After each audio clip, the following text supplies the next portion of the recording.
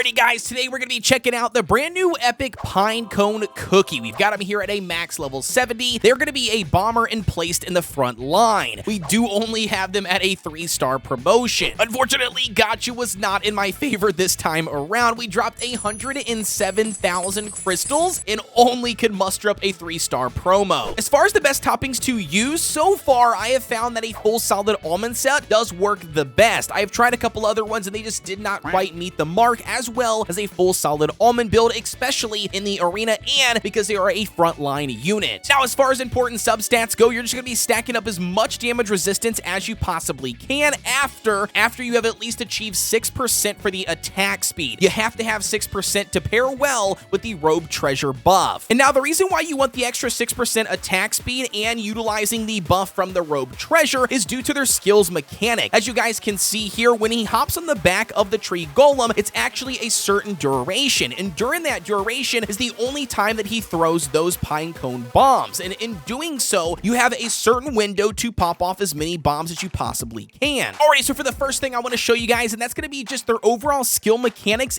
and not only that, how good that this cookie actually can be inside of PvE. And for this test, we're going to be running that exact same almond set. We've got 49.1% for the damage resistance and 7.4% for attack speed. Alrighty guys, so officially diving in, the first thing I want to show you is drop it down to 1 speed, and I want to show you when he uses his skill and he transforms onto the back of the tree golem. You see the second health bar, or the second bar below the health? That's actually going to be the transformation duration. When that bar runs out, he gets off of the tree golem, and that's going to be where that extra attack speed comes into play, obviously from the, robe treasure, and also from the additional 6% via the substats on his toppings. You want to make sure that he's throwing as many bombs as he possibly can during his transformation. The second big thing that I want to point out here, and that's going to be the damage is actually quite decent for being a frontline unit and being as tanky as he is. Now, yes, he is a bomber. You could argue that somebody like Captain Caviar does way more damage, and that's obviously an argument to be had. But what I will point out is that this is going to be 1230 dark mode, and this guy is at only a 3-star promotion and a epic cookie, and look at him. No healer, no healing treasures, and he has no problem staying alive. He literally utilizes his own health bar and the tree golem's health bar as basically 2 different health bars. Look at this. The tree golem took so much damage, he ends up reverting back to Pinecone cookie, instantly gets a full health bar, goes back into the tree, golem mode, boom, gets another health bar, gets additional healing when he's in the tree golem. It's actually a really strong cookie, especially when it comes to PvE content for early game and mid game players. I could see this making a massive difference in your game progression, especially if you pair him alongside another,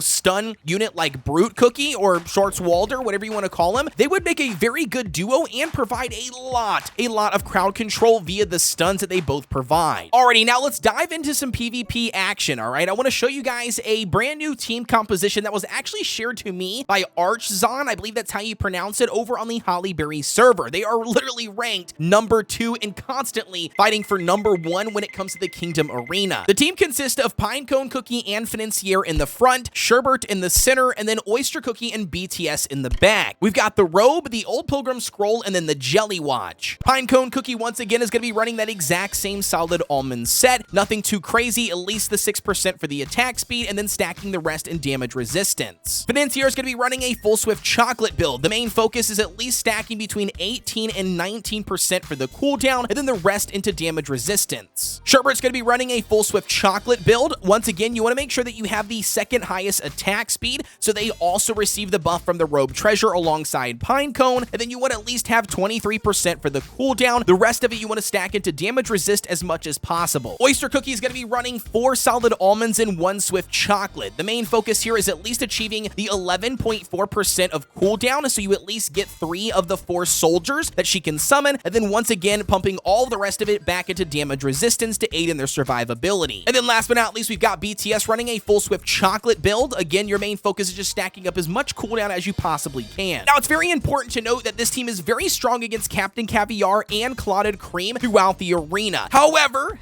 it does struggle quite a bit going up against a full Sherbert and Frost Queen team. Sometimes you can get the win over just plain Sherbert teams, but when it comes down to Frost Queen and Sherbert together, it's actually really tough. Alrighty, now the last thing I want to do here before we jump out, and that's going to show you this team going up against a full Sherbert and Frost Queen Queen build. This is going to be a friend of mine, Vito, here, and I'm going to tell you right now, the Frost Queen and Sherbert duo is insane, guys. Absolutely an insane match. And like I said, it is a very hard counter to this team build. So 100%, if you're building this team, you want to avoid this team inside of the arena, at least using this. Now, you can obviously counter their Sherbert and Frost Queen team with a maxed out Caviar. That's been proven time and time again, but as you're going to see here, we get wiped out by the AoE and Frost debuff damage. So yeah, definitely going to be something you want to avoid. So now, the moment you've been waiting for, my first impressions here on Pinecone Cookie. I'm going to tell you right off the bat, as a new player or an early game player, or maybe a player that has not finished the world exploration, like the story mode of the game, definitely going to be a cookie that you can put on your front line for PvE content. Very, very strong, very tanky, you know, which is really nice. He's got his own self-healing, which again is going to be a benefit to whatever team you're running on, provides a lot of AoE damage, and not only that, a lot of stuns and crowd control. So definitely very good for a frontline option. If you pick to pair him with somebody like Brute or even Wildberry, I can only imagine the infinite amount of stuns that you can see and utilize to your advantage. And like I said, in certain stages for world exploration, a very, very good option. Add that extra attack speed, makes him very good for the Kingdom Arena, especially going up against the current meta as of right now, which is going to be Captain Caviar. Absolutely. People have been struggling with beating Captain Caviar, and utilizing a team like this